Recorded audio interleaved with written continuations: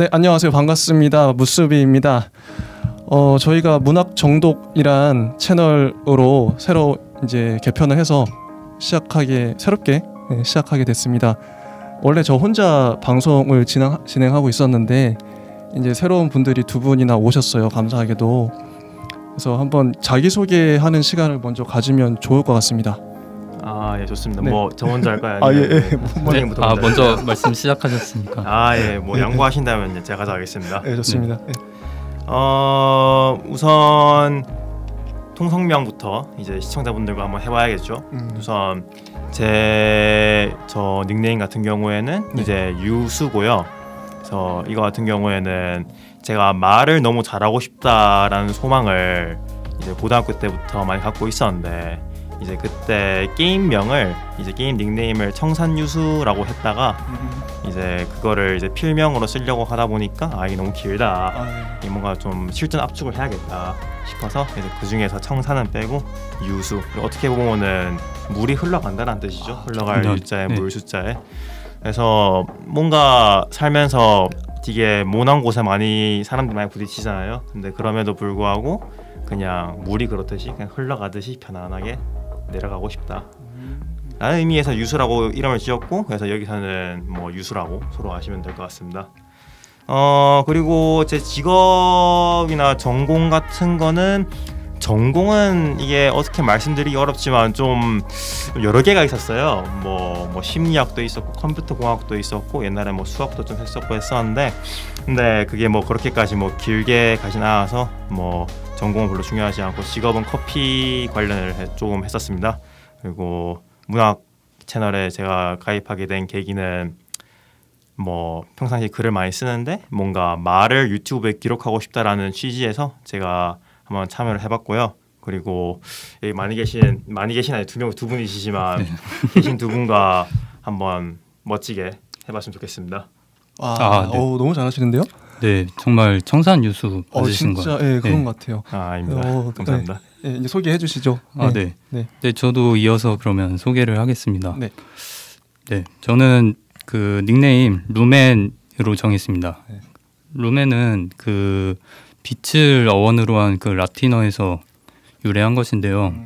이제 그 일반적인 의미로 생각하시면 될 것 같아요. 이제 빛을 비추다라는 거에는 뭐 그 여러 그 긍정적인 뜻이 있죠. 근데 제가 하고 싶은 것은 이제 문학 작품을 다루다 보니까 저는 또 글을 쓰고 싶어하는 게 있기 때문에 저희 어떤 이런 방송과 또 저희 글을 통해서 그 세상을 좀 밝게 비추고 싶다라는 좀 간단하다면 간단한 의미를 담았고요. 또 저희 개인적인 의미들도 있긴 한데 그런 것은 이제 개인적이라서 좀 더 시간이 차차 지나면은 자연스럽게 말씀을 뭐 드리는 걸로 생각을 했고요. 그래서 간단하게 그런 뜻이고요. 저는 직업은 뭐 전공으로 말씀드릴게요. 저는 공학을 전공했던 공학도이고 어떻게 보면 문학과 상관은 없는데 제가 고등학교 때부터 이 문학을 좋아해서 도서부에도 들었었고 책을 좋아해서 시작을 했는데 뭐 글을 전문적으로 써보진 아직 못했습니다. 저도 그런데 이제 책을 읽고 또 글 쓰는 거 혼자 조금씩 하다 보니까 이런 좀 적극적으로 한번 해보고 싶다는 또 생각이 들어서 이렇게 좋은 기회를 만나서 이렇게 방송으로 한번 도전을 잘 들리시나요? 도전을 시작하게 됐습니다. 그래서 계기도 앞서 말씀드렸듯이 이런 다 말씀드린 것 같고요. 앞으로의 다짐 또한 이제 마찬가지로 함께 방송 잘 이끌어 가게 제가 도움이 많이 됐으면 좋겠습니다. 저도 열심히 할 거고요. 잘 부탁드리겠습니다. 다들 너무 잘 말씀해 주셔서 감사하네요. 저의 닉네임은 무스비인데 이게 원래 그 애니메이션 그 일본 애니메이션 중에 너의 이름은 이라고 혹시 아시나요? 보셨나요? 제 인생 명작 중에 하나입니다. 저도 인생 거기서 할머니가 나오는데 이 남자 주인공과 여자 주인공이 무스비라고 혹시 하잖아요. 그 무스비의 뜻이 실이 연결된 것처럼 인연이란 뜻으로 알고 있는데 그래서 우리가 이제 우리의 만남 우연이 아니다. 노래 가사 같네요. 인연이고 네. 그리고 저는 그 뜻을 넘어서 어떤 뜻이 있냐면요. 무가 없을 무고 그다음 비가 그 영어의 비 해서 무스비 하면 무의 존재 이런 좀 제 나름의 거창한 네. 뜻을 좀 없음의 존재 뭐 이런 식으로 잡아봤어요. 무스비로 잡아봤고요. 그다음에 직업은 지금 편의점 어머니랑 같이 운영하고 있습니다. 그리고 전공은 경영학과 나왔고요. 근데 경영 모릅니다. 물어보셔서 모르고요. 그다음에 문학 채널을 하게 된 계기는 원래 그냥 문학에 대해서 막연한 관심이 있었어요. 저의 꿈은 막연하게 소설가이고 소설을 거의 안 읽었고요. 소설 거의 안 써봤고 좀 제가 이제 38인데요. 늦게라도 소설을 좀 쓰고 싶다. 저의 꿈을 이루고 싶은 그런 게 있는 거죠. 그래서, 그리고 앞으로의 다짐이나 목표는 지금 만난 우리 이제 이 분들하고 우리 셋이 같이 이 문학 채널을 얼마나 오래 갈지 모르겠지만 재밌게 그러니까 즐겁게 딴 게 아니라 뭐 그냥 즐기면서 했으면 좋겠어요. 하면서 문학에 대해서도 그냥 호심탄회하게 이런저런 얘기하고 그 자체가 행복이 아닐까? 뭐 나중에 뭘 거창한 걸 이루지 않더라도 그게 저의 작은 목표입니다. 그리고 예, 자기소개는 다 끝났고요. 그 다음에 두 번째 저희가 나름 이제 대본을 준비했죠. 예. 네. 루맨님이 나름의 대본을 열심히 잘 써주셔서 너무 감사합니다. 채널 소개를 한번 해볼게요. 저희 문학 채널명의 의미를 저희 채널명이 문학 정독이잖아요. 예. 이거는 제가 이건 이제 좀 어떠세요? 다들 이 문학 정독이라는 채널명을 딱 들었을 때 어떤 느낌이 드시는지. 글쎄요, 뭐 정독이라고 하면은 정말 솔직한 감상으로서는 네. 무언가 약간 좀 엄숙하지 않나. 그렇죠. 너무 무겁나? 바꿀까요? 아니 이건 이미 임시이기 때문에 얼마든지 좀 바꿀 수는 있습니다. 뭐 일단 저희가 일하니까 네. 제목에 의미. 저는 근데 네, 마음에 들었어요. 또 한편으로. 네. 어떤 부분에서 좀 와닿으셨나요? 네, 엄숙하지만 또 그렇게 집중해서 읽는 그쵸. 사실 채널이나 네. 또 그 어떤 책을 막 읽는 그 항상 분위기가 되진 못하잖아요. 다수가 어떤 읽는 분위기. 그렇죠. 네, 그래서 이렇게 딱 제대로 읽는 어떤 것도 필요할 수도 있겠다. 전 특히나 요즘에 유튜브나 이런 세태를 보면 가볍다. 요즘 세태의 특징이 그냥 가벼움인 것 같아요. 무거움을 싫어하죠, 사람들이. 무거움은 나쁜 게 아닌데 정독이라는 의미에 좀 말씀하신 대로 무거움이라는 의미가 전 좋았던 것 같고요. 이왕 읽는 거 우리가 좀 깊이 있게 읽으면서 좀 무겁게 한번 다뤄보자. 근데 그 무거움이 그러니까 부정적인 의미의 무거움이 아니라 긍정적인 의미의 요런 깊이를 느껴보셨으면 좋겠다. 저희 이제 구독자분들도 그런 의미를 담아봤습니다. 일단. 네. 그리고 저희 채널만의 특이점이 있을 것 같아요. 그거는 저희도 이제 찾아가는 중이에요. 왜냐하면 제가 생각한 저희 채널의 특징이나 성격이 있고 근데 각자 다를 것 같거든요. 근데 이거는 어떻게 하면 좋겠냐면은 아직 아무것도 안 정해졌어요. 근데 한번 여기서 즉흥적으로 한번 나눠보죠.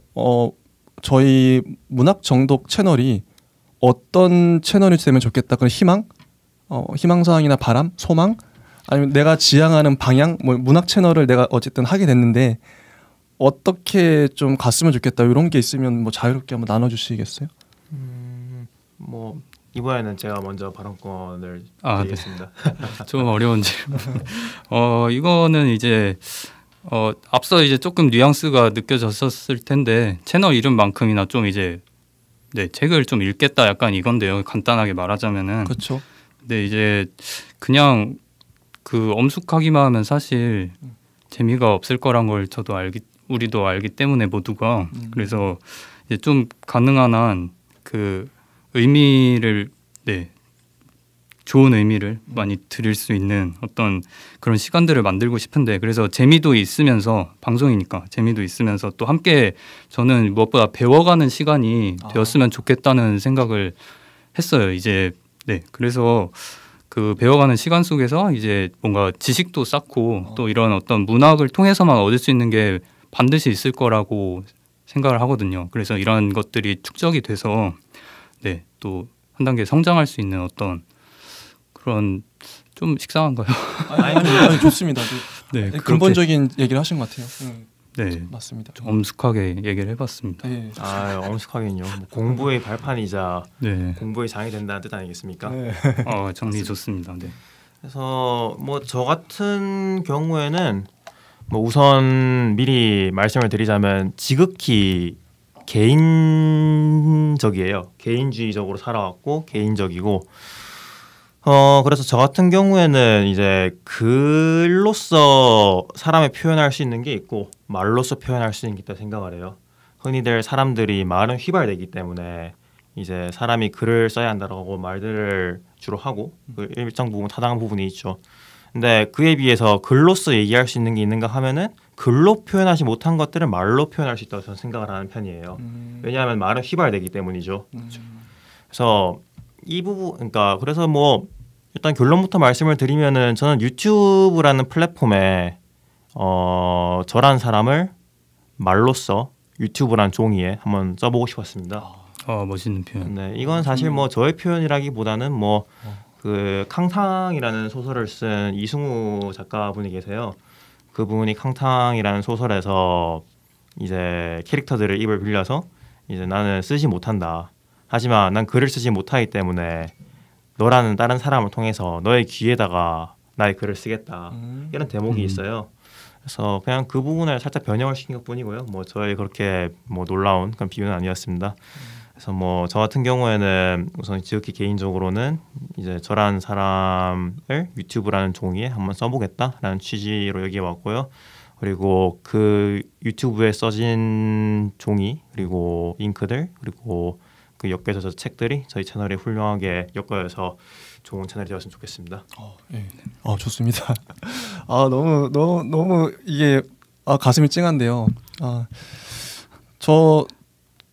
저는 이제 생각을 이 문학 채널 만들면서 어떻게 하면 좋을까 생각도 많이 하고 나름 이제 한 작년 12월 말부터 한 6개월 정도 혼자 진행을 하긴 했었어요.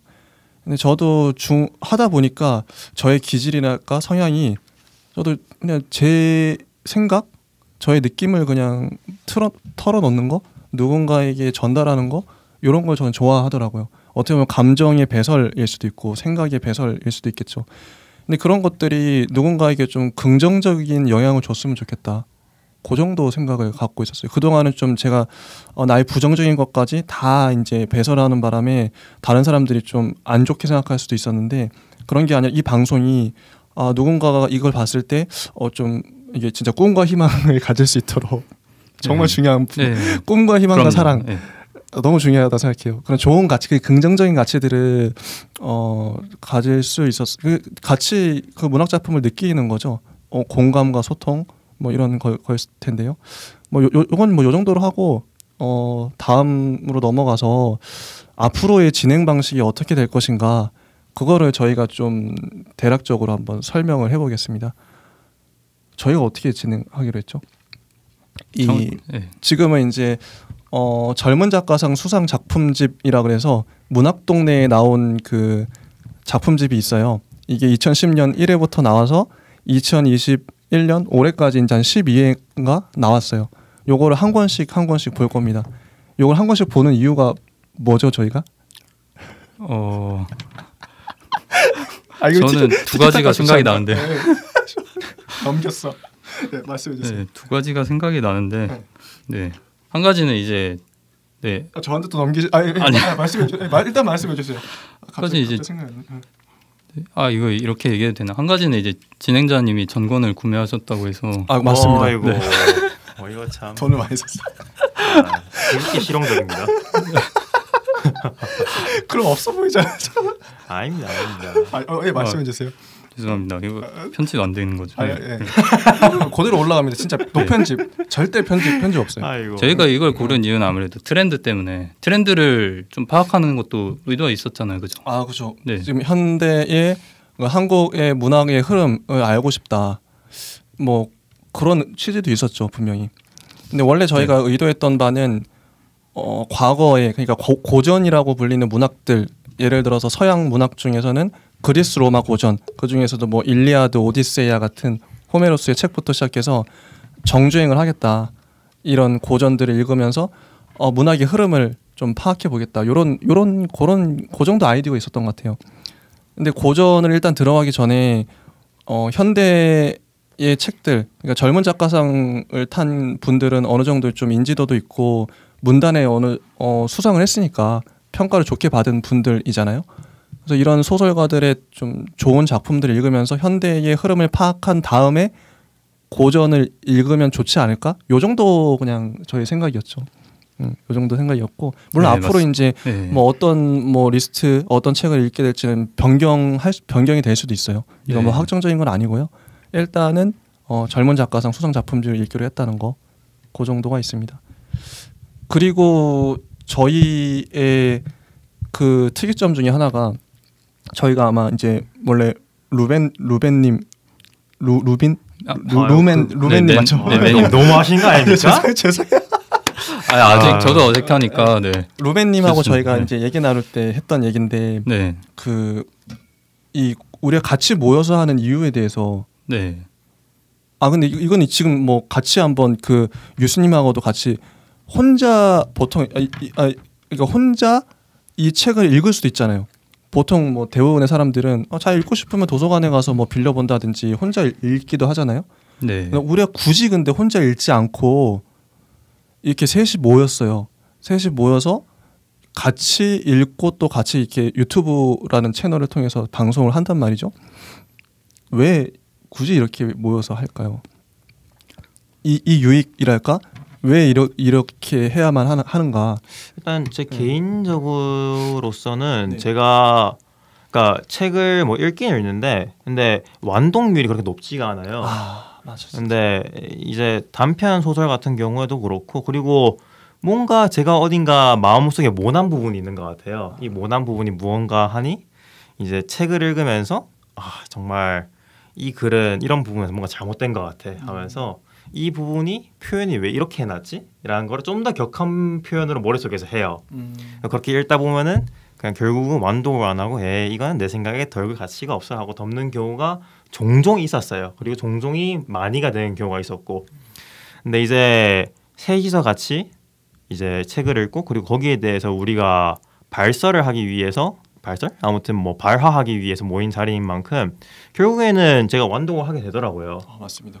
네. 그리고 제가 젊은 작가상 수상 작품집이 약간 그 무스비님께서 말씀하신 거에 조금의 이견이 있어요. 그 이견이 그러니까 여기 올라오신 계신 분들이 인지도가 꽤 있으시다라는 건데, 그런데 보편적으로 우리나라는 책을 그렇게 많이 읽지가 않아요.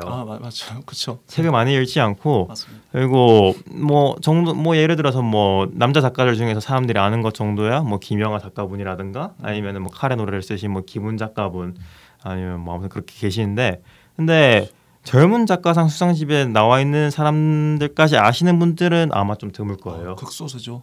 네. 그래서 저 같은 경우에는 이 책을 진행하게 된 취지가 정말 좋다고 생각이 된 게, 그러니까 이 과장이 아니라 약간 정말 사람들이 모르고 있는, 특히 저는 이번에 그 김중혁 작가 씨께서 쓰신 작품을 읽고 깜짝 놀랐어요. 이건 무슨 약간 좀 놀랐는데 좀 판타지적인 요소를 섞은, 예를 들면 뭐가 생각이 났냐면은 그 그림자를 판 하나가 생각이 났어요. 그러니까 약간 좀 현실에서는 없을 법한 거를 약간 현대적인 이야기로 녹여내면서 판타지스러움을 곁든 이야기인데, 그래서 내가 정말 최근에 눈에 띈 작가가 없다고 그러니까 서점 매대를 둘러보고 생각을 했었는데 정말 우물한 개구리였구나. 그 정도 작품이었구나. 네. 저는 좀 그러니까 놀랐다는 게 이게 약간 저의 약간 편협함 때문에 더 놀란 걸 수도 있고요. 그래서 아무튼 취지도 되게 좋다고 생각하고 뭐 일단 그런 것 같습니다. 그러니까 일반인들한테 그 이런 작가가 있고 이런 좋은 소설이 있다는 걸 좀 알리는 네. 좀 그런 역할도 우리가 할 수 있겠네요. 네, 지금 들어보니까요. 그렇죠. 네. 루멘님은 어떻게 생각하세요? 우리가 굳이 모인 이유에 대해서. 네. 그렇죠. 저희 모인 이유에 대해서 얘기하고 있었죠. 뭐 장점일 네. 수도 있고요. 이렇게 모여서 하면 어떤 게 좋다 이런 거일 수도 있고요. 네, 앞서 말씀하신 대로 교수님께서 말씀하신 대로 완동률 굉장히 중요했고요. 맞아요. 또 다른 한편으로는 역시 혼자 읽으면은 저 생각이 자기 생각밖에 결국에 못하는 게 가장 어떻게 보면 큰 약점이죠. 이제 혼자 독서했을 때. 근데 이제 같이 읽는 데다가 또 이걸 읽은 거를 생각을 정리해서 또 이렇게 말을 하려면 생각이 정리가 아무래도 돼야 되잖아요. 그래서 이렇게 시청자분과 함께 또 소통을 어떻게 보면 하는 거기 때문에 이 그냥 얘기하는 것 이상으로 이 자기가 읽은 것을 또 생각을 확실하게 정리를 하고 또 내가 또 생각을 정리하고 또 중요한 거를 말해야겠다고 또 생각이 들면은 네, 그렇게 하나의 자기의 어떤 세계가 커지지 않을까라고 좀 거창하게 또 생각을 해봤습니다. 네, 저도 이제 두 분 의견에 동의하고요. 저도 그런 생각을 항상 갖고 있었던 게 책을 읽으면 책은 보통은 혼자 읽잖아요. 자기 생각에 갇혀버리더라고요. 이걸 누군가와 나눴을 때 이 동일한 텍스트를 다 다르게 해석한단 말이죠. 근데 그걸 저는 좀 느껴보고 싶었어요. 이 텍스트를 다른 사람 도대체 어떻게 해석할까? 그러니까 자기의 객관화가 저한테 되게 중요한데 좀 다른 사람의 생각을 들으면서 제가 제 그릇이 확장되는 경험을 하고 싶다. 그런 게 저의 좀 소망이었던 것 같아요. 뭐 물론 이 외에도 다른 또 유익이 많이 있겠습니다만은 네. 그거는 이제 차차 뭐 하면서 저희가 느껴보도록 하고요.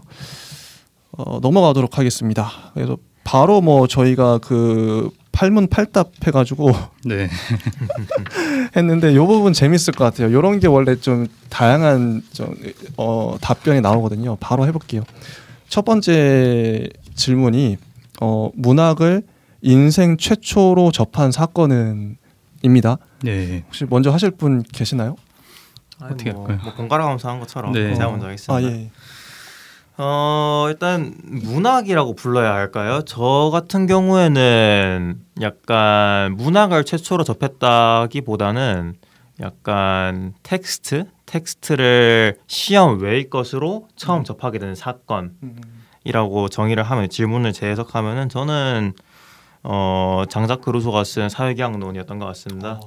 그때가 이제 제가 17살 때였는데 근데 약간 뭐 모두가 그랬듯이 사회에 불만이 많고 대체 내가 왜 학교에서 이런 일과를 거쳐야 하는지에 대한 무궁무진한 불만들이 많았었을 때 한마디로 제목에 낚였었어요. 사회계약론. 사회는 왜 이렇게 나와 계약을 맺었을까? 정말 낚였었죠. 정작 루소의 사회계약론 같은 경우에는 읽어보면은 민주주의가 어느 정도 정립이 된 현대 사회에서는 너무나 당연한 이야기들이에요. 당연한 이야기들을 300년 전에 있었던 사람이 했다는 거를 이제 저희가 반추하면서 놀라는 그런 고전의 텍스트지. 뭐 아무튼 저 같은 경우에는 뭐 문학이라고 하기에는 좀 철학서에 가깝지만 뭐 그런 식으로 문학을 그러니까 약간 제도권 외의 텍스트를 최초로 접하게 되었었습니다. 예. 이번엔 제가 해볼까요? 한번 제가 맨 마지막에만 계속해서 예. 좀 변주를 줘볼게요. 네. 저는 저한테는 그 초등학교 3학년 때인가 그땐 국민학교였죠. 제가 그땐 일기를 강제로 선생님이 쓰라 그랬어요. 그럼 좋아요 참 잘했어요 이런 도장 찍어주고 그랬는데 그때 제가 일기했었는데 어머니가 너 글 잘 쓴다. 근데 그건 뭐 세상 모든 어머니들이 하는 얘기일 텐데 저는 그걸 진심으로 받아들인 거예요. 내가 정말 잘 쓰는구나. 그때 저의 꿈은 그래서 그때부터 꿈은 소설가가 됐습니다. 나는 글 잘 쓰는 건 당연히 소설가 돼야지. 그런데 그렇죠. 네. 그 이후로 글을 읽지도 않고 쓰지도 않았다는 거. 이게 막연한 저한테는 그래서 어떤 게 중요하냐면요. 보통은 그렇게 꿈을 꾸면 행동 액션이 가잖아요. 저는 액션이 잘 없어요 항상. 그래서 저한테는 실천이 되게 중요한 과제예요. 그래서 어떻게 보면 제가 유튜브로 하는 것도 저 나름대로의 그 문학적 실천인 거죠. 네, 누구나 어렵죠. 네. 그랬던 것 같습니다. 네. 그렇다면 무수비님의 인생 최초의 문학 네. 일기였던 거네요. 제가 쓴 일기죠. 그거를 제가 그 나이가 들어서 읽어봤는데 네. 깜짝 놀랐어요. 어떤 텍스트였냐면요. 내용이 그런 거예요. 비가 막 오는데 여자애들 2명이 그 운동장을 가로질러 갔었나 봐요. 근데 인도가 이렇게 운동장 가 쪽으로 이렇게 있는데, 근데 제가 그걸 보고 초등학교 3학년짜리가 어떻게 썼냐면, 분명히 교장 선생님은 그 비 올 때 운동장을 가로질러 가지 말라고 했는데 저 여자애가 2명이 가로질러 갔다. 그걸로 한 2바닥 정도의 2쪽 정도의 글을 쓴 거야, 빽빽하게. 그걸 보면서 나는 꼰대였구나. 그때부터. 저는 순간적으로 어떤 생각이 떠올랐냐면은 네. 이건 천부적인 재능이다. 그래? 그게 재능이에요? 반성문을 쓸 때 이 네. 정도의 재능이면은 순식간에 한 5페이지쯤은 쓰시겠다. 그건 그래요. 그런 거 잘 써요. 농담이었습니다. 자기 완성 잘합니다. 네, 죄송합니다. 저는 그걸 보면서 정내미가 떨어져서 내가 왜 이렇게 썼지? 내가 왜 꼰대처럼 이렇게 얘기했지? 그러니까 저는 뭐 규칙 법 같은 거 어른들의 말을 듣고 이런 걸 되게 철저하게 해야 된다. 모범 소년 이런 네, 그런 거였죠. 근데 글이 그 자기 반성적인 측면이 강한 것 같아요. 그걸 보면서 반추할 수 있으니까요. 좀 그랬습니다. 네네. 저 얘기할까요? 그러면? 예.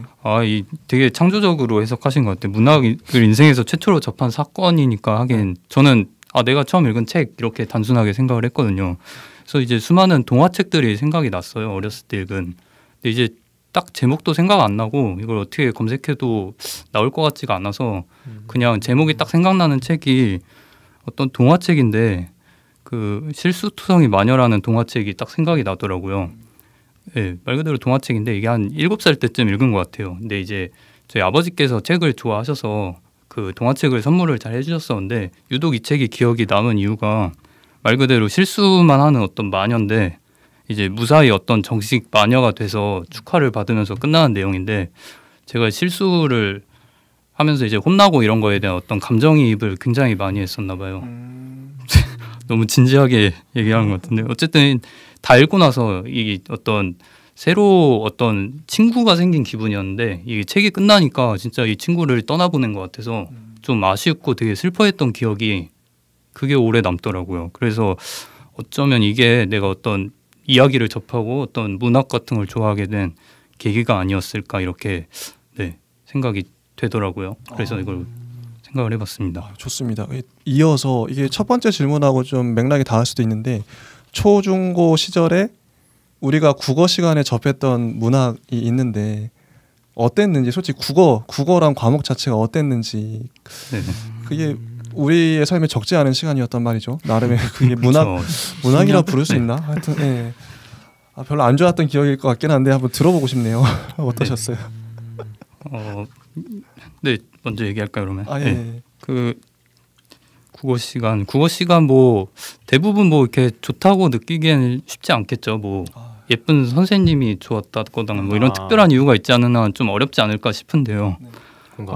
네. 그래서 저는 또 굉장히 좀 낯을 많이 가려갖고 이 좀 불편함이 있었는데 어떤 거냐면 항상 이렇게 책을 읽는 걸 좀 많이 시켰었어요. 초등학교 때도 그렇고 중학교 때도 그렇고 이 책을 일어나서 이제 딱 읽게 되잖아요. 맞아. 그러면은 일어나서 그러면은 이게 딱 읽기 시작할 때는 이제 최고조에 달하는 거고 읽기가 이제 어떤 문단별로 이제 자기 순서가 이제 딱 오는 느낌 있잖아요. 그게 너무 긴장이 되더라고요. 맞아. 그래서 갑자기 이 질문에 딱 그게 생각나서 그게 먼저 생각났어요. 그래서 한 번은 너무 목소리가 너무 긴장되고 떨려서 선생님이 이제 그냥 좀 빨리 끄는 적이 있어요. 그래서 그거 상처겠다. 그래서 뭐 상처는 아니고 상처였을까요? 어쨌든 이거 내가 긴장을 너무 많이 하는구나. 그거를 이제 태생적으로 느꼈던 순간이었죠. 그래서 뭐 그래도 좋았던 기억 하나 뽑자면은 고1 때 이거 억지로 생각을 해봤는데 그냥 그 관동별곡을 혹시 배웠던 걸 기억하시나요? 문학 시간에 배웠던 것 같아요. 네. 근데 이게 저는 이상하게 공부가 잘 되더라고요. 재밌다고 하기엔 좀 애매한데 그냥 이렇게 쑥쑥 읽으면은 뭔가 이 해석을 하면서 읽는 거죠. 사실 옛날 언어니까. 근데 그게 재미가 있었던 기억이 있어서 그게 저의 어떤 좋은 기억 중 하나 뽑자면. 약간 관동별곡에서 그런 인상을 받으셨다는 게 네. 약간 진짜요, 한편으로 근데. 놀라우면서도 네. 약간 동서양의 대칭점이지만 저는 예. 약간 플라톤 국가를 약간 대학교 강의 시간에 들을 때 약간 뭐랄까 시가처럼 선생님께서 읊어주시는 게 저게 무슨 말인지도 모르겠고 네. 뭔가 정리가 안 되는데 뭔가 시처럼 그냥 슈 들어오고 그다음에 제가 그거를 약간 학식을 먹을 때 친구들 앞에서 막 얘기를 했던 적이 있었어요. 그때 깨달았죠. 시처럼 받아들인 사람은 참 적다라는 거를. 범상치 않으신데요. 근데 아무튼 뭐 약간 비슷한 맥락이 아닐까 싶어가지고 약간 공감대가 그러네요. 형성됐었습니다. 뭔가. 예. 네.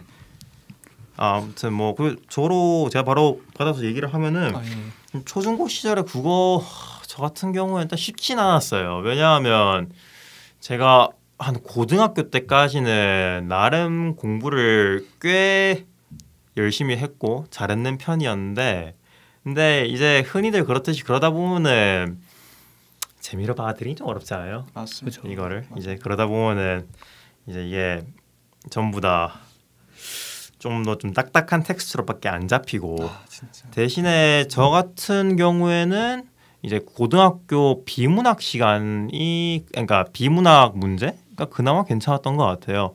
이제 그 시간에 갈래갈래 뻗어나가는 철학들 그리고 국어 시간에 첨부되는 과학들 약간 이런 것들이 국어 시간에 저에게 어느 정도의 생기를 그나마 스포이드 마냥 똑똑 떨어지게 만든 그런 시간이었던 것 같습니다.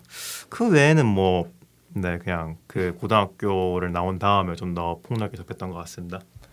맞아요. 제가 원래 이제 이 질문은 제가 적기도 했었는데 저는 이거에 대한 좀 분노감 같은 게 어떤 게 있냐면요.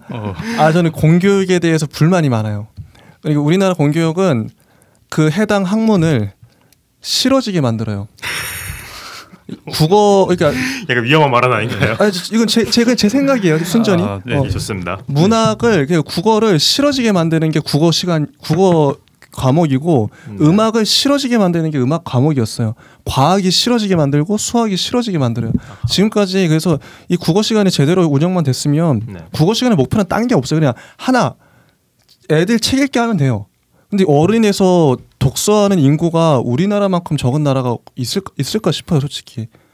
독서 안 하잖아요. 어른들 독서 안 해요, 거의 대부분의 사람들이.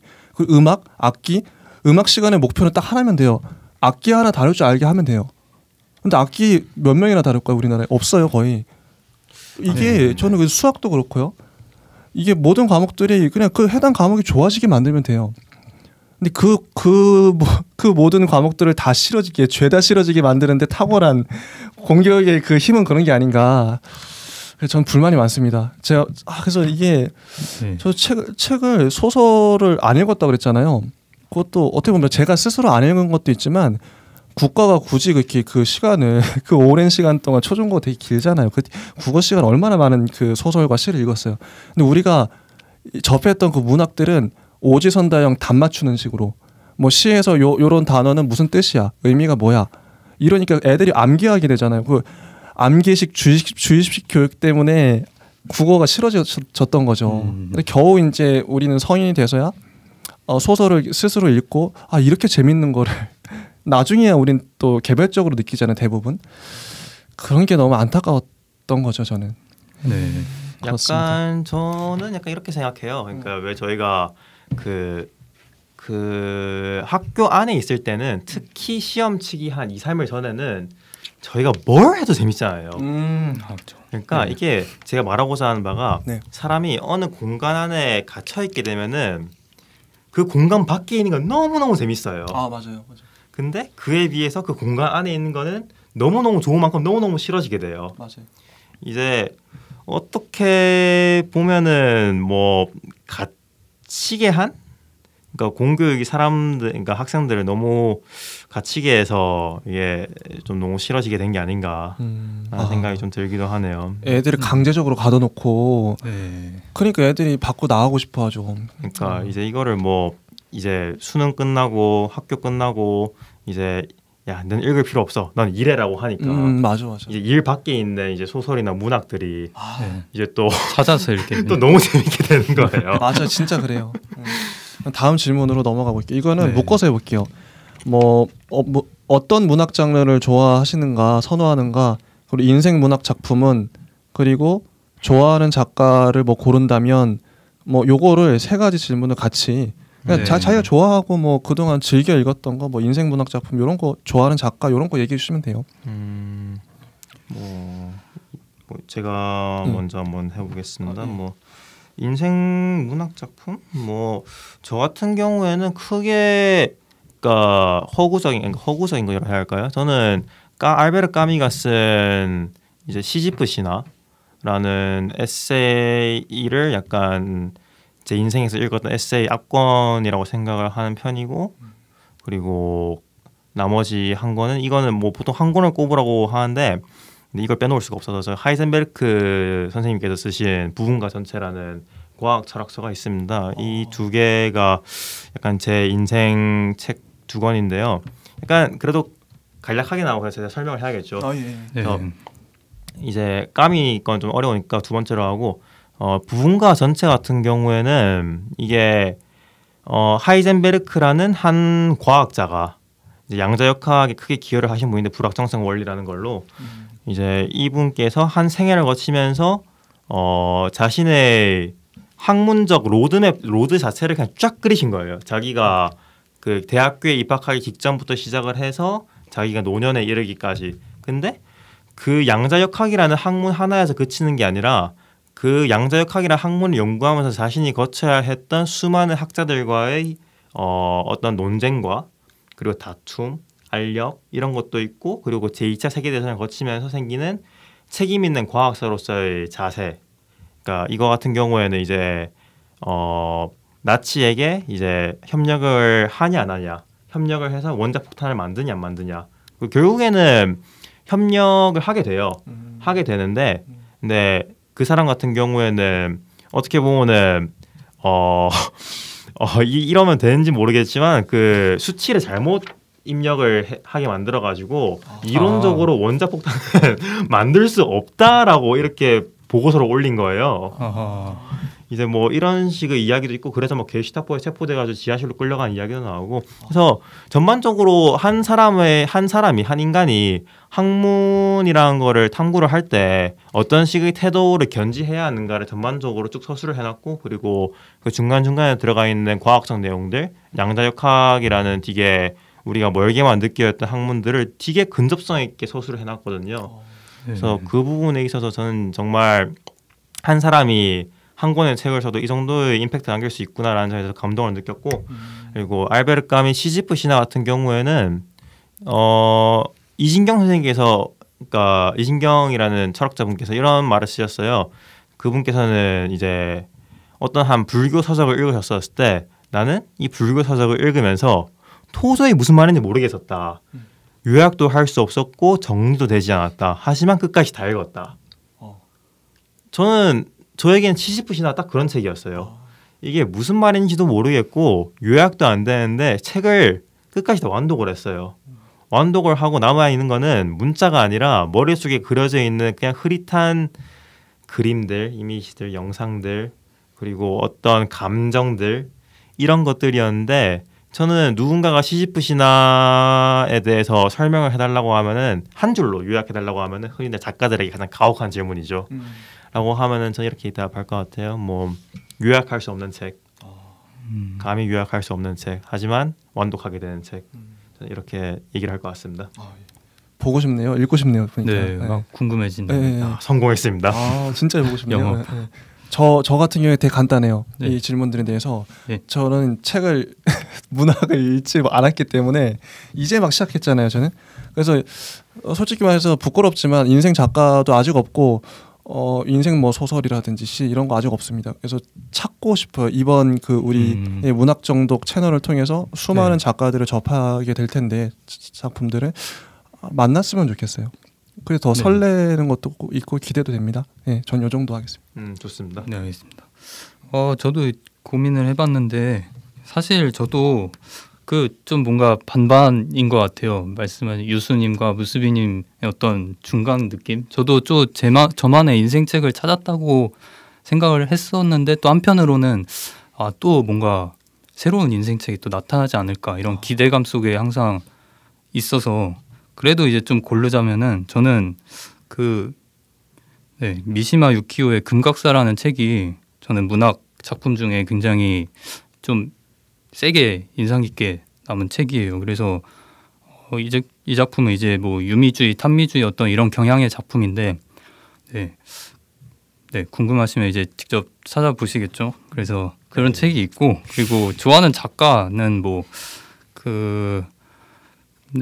한국 작가 선생님들 잘 몰라서 책을 부끄럽게도 많이 못 읽어갖고 그 외국 작가를 한 명 꼽자면은 그냥 체호프가 좀 좋더라고요. 느낌이 뭔가 안톤 체호프. 네, 러시아 작가죠. 그래서 그 문체 같은 어떤 그 뭔가 그 카리스마가 아니죠. 뭐라고 해야 될까? 그 담백함이 문체가 마음에 들어서 체호프 작품을 다 찾아서 읽어보려고 했었던 적이 있어요.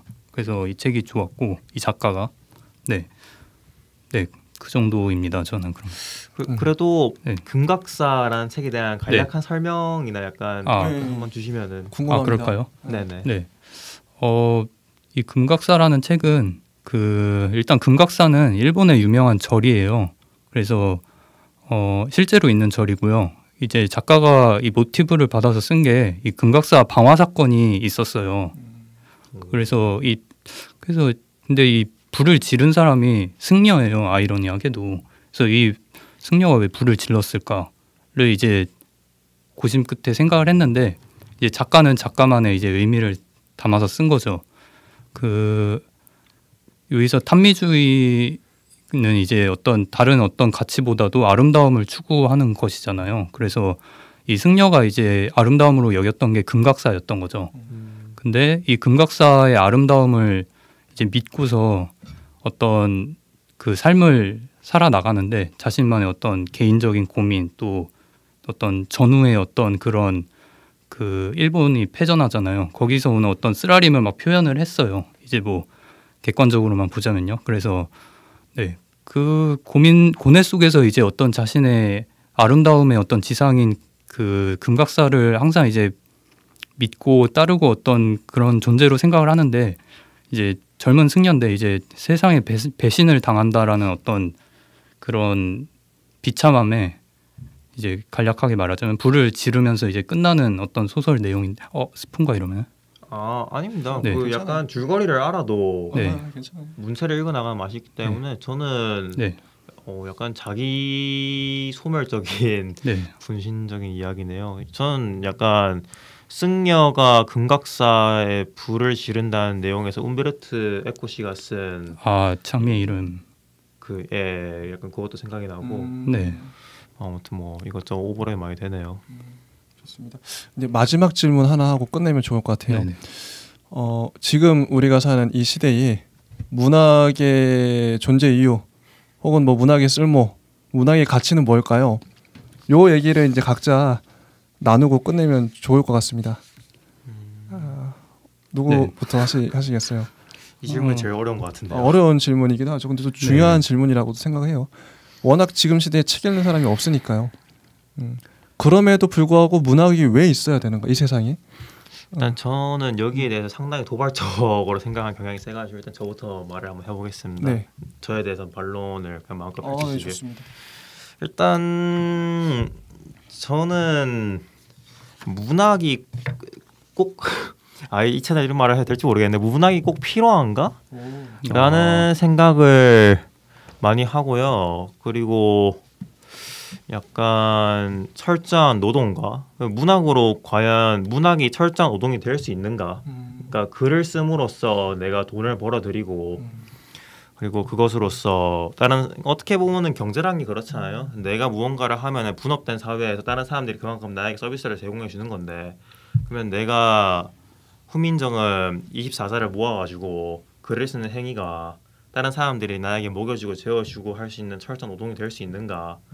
이게 저는 아직 솔직히 이 질문에 답을 못 내렸어요.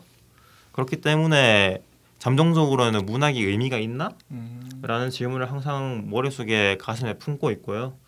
그래서 철저한 노동이 문학으로 될 수 있는가에 대해서는 저는 아직은 회의적입니다. 글을 스스로 많이 쓰지만 저번에 제가 무스비님께도 따로 개인적으로 말씀을 드린 적이 있었는데 저는 제 스스로가 글을 쓰지 않고도 이제 아주 평안하게 숨을 쉴 수 있는 날이 제가 가장 행복한 나날이 되지 않을까라는 말을 무스비님께도 했었고 그리고 제 친구들에게 자주 하는 말입니다. 그래서 이런 말을 좀 문학 채널에서 해도 될지는 모르겠는데 일단 지금은 문학을 많이 읽고요. 글도 많이 쓰고 어쨌든 도발적인 말이라서 제가 먼저 해봤습니다. 네. 저는 바로 이제 제가 이어서 한번 해보고 싶은데 저의 그냥 평소 생각이기도 하고요. 문학은 어떻게 보면 예술이죠. 예술의 쓸모, 뭐 음악, 뭐 문학, 뭐 음악, 뭐 영화 이런 것들 그게 예술이 굳이 왜 필요한가? 저는 간단한 것 같아요. 그거를 없애버리면 그걸 우리 삶에서 제거해버리면 문학도 없고 음악도 없고 영화도 없고 뭐 드라마도 없고 웹툰도 없고 뭐 게임도 없고 그런 삶을 상상해 볼게요 한번. 그러면 인간의 삶이 일하고 밥 먹고 그게 끝이에요. 동물하고 다를 바가 없어요. 그 예술이 그래서 필요한 것 같아요. 인간의 삶을 더 풍성하게 하기 위해서 만들기 위해서. 저의 답은 되게 단순해요. 그게 없으면 인간이 인간답게 살지 못하기 때문에 뭐 문학이든 뭐 음악이든 모든 예술이 존재하는 거 아닌가? 인간은 어떻게 보면 좀 동물보다 고차원적인 또 감성적이기도 하고 많은 느낌과 생각들을 갖고 있는데 인간은 인간답게 하는 게 문학이지 않을까? 그 정도 제가 생각을 갖고 있습니다. 네. 네, 저도 뭐 무스비님과 비슷한 생각이긴 합니다. 네, 특별히 근데 문학이 이제 어떤 것인가라고 생각을 한다면 또 어렵긴 한데요. 제가 생각한 거는 그쵸 뭐 영화가 없어지는 거랑 문학이 없어지는 거랑 뭐 연결은 있겠지만은 딱히 특별히 문학이 없어진다면은 어떤 이야기에 저는 어떤 원류가 문학으로 될 수 있겠다고 생각을 하고 있거든요. 그리고 좋은 문학 작품이라고 하면은 항상 이제 어떻게 보면 그 근저에 다 철학이 근거가 되긴 하겠죠. 하지만은 이제 철학은 어떤 진짜 인간이 사는 거를 다 표현은 못 해주잖아요. 구체적으로 표현을 하기는 좀 힘든 면이 있죠. 우리가 시간을 보낼 때 말씀하신 대로 인간이라는 어떤 존재로서 삶을 살 때는 계속 그 어떤 자기가 갖고 있는 철학이나 논리에 따라서만 그 생각을 하고서만 살고 있진 않잖아요, 우리가. 네, 그래서 인간의 삶을 영위할 때에는 그런 어떤 감정과 또 사람들과의 관계 속에 살기 때문에 그러한 의미에서 이야기라는 것은 굉장히 문학만이 또 보여줄 수 있고 또 새롭게 어떤 어떻게 사는 게 좋은가에 대한 어떤 가치도 보여줄 수 있고 그런 어떤 총합적인 예술이자 이야기의 원류라고 생각을 했습니다. 저도 진짜 그 부분이 궁금하긴 해요. 제가 철학책을 좋아하긴 하는데 철학은 어떻게 보면 개념이고 뭔가 정의를 하는 건데 저는 문학에 대해서 아직도 좀 감이 안 잡히는 게 많이 안 읽어서 그렇겠지만 문학은 스토리, 그러니까 서사라는 건데 도대체 문학이 뭐지? 감이 안 잡혀. 솔직히 잘 모르겠어. 그래서 이걸 이제 이 채널을 만든 이유 중에 하나 그런 것도 있죠. 그래서 우리 앞으로 읽어가면서 과연 소설이란 뭘까? 뭐 시란 뭘까? 이런 것들을 좀 깨닫고 싶기도 합니다. 저는. 그렇죠. 어려운 질문이죠. 마무리하기 전에 그냥 뭐 짤막하게 저희 사정만 좀 붙이자면은 어떻게 보면은 철학과 이야기의 경계선을 굳이 끊는다고 하면서 이런 게 있는 것 같아요. 철학은 주장적인 성격을 이야기보다 많이 갖고 있어요. 그러니까 철학은 뭐 이건 이러이러하다, 개념은 이렇게 전개가 된다. 그냥 주장의 성격을 가지고 있는데 주장은 그게 태생적으로 품고 있는 것 때문인지는 모르겠지만 또 다른 반대되는 주장을 나와요. 당연하죠. 진짜. 근데 그에 반해서 이야기는 반대 대척점에 있는 이야기를 낳을 수가 없어요. 이야기는 이야기이기 때문에. 그렇죠. 그래서 이야기는 이야기를 낳고 주장은 대척점을 발생시키는 것 같아요. 그런 점에서 어떻게 보면 철학과 우리가 문학을 좀 더 경계선을 끈다기보다는 좀 더 구분할 수 있을 것 같아요. 맞습니다. 저 되게 큰 깨달음을 어떤 충격을 받아서 진짜 제가 항상 저는 이제 아까도 제가 꼰대 같다는 얘기했지만 일기 얘기하면서 저는 항상 뭔가 주장하는 식으로 발언할 때가 많거든요. 그러니까 전 논쟁을 은근히 좋아하는 것 같아요. 그래서 논쟁을 하고 논쟁하면 서로 솔직히 싸우게 되잖아요. 철학사도 보면은 항상 그 이전의 철학자들을 반대하고 비판하면서 그 다음 철학자가 나와요. 그게 철학의 역사거든요. 근데 소설은 반대가 아니라 진짜 말씀하신 대로 이야기의 반대는 좀 생각할 수 없는 것 같고 이야기는 이야기를 낳을 뿐인 것 같아요. 이게 네. 문학의 위대함인가? 그런 생각이 갑자기 드네요. 철학보다 더 위대한 게 문학이라는 생각도 들고. 네, 일단 뭐 요 정도로 하고 혹시 더 하신 말씀 있으신가요? 네, 없으시면 네. 예. 네, 이 정도에서 이제 끝내고 저희가 또 다음 또 에피소드를 이어가기 때문에 네. 이 정도 하고 다음 시간에 또 뵙겠습니다. 예, 감사합니다. 네, 감사합니다.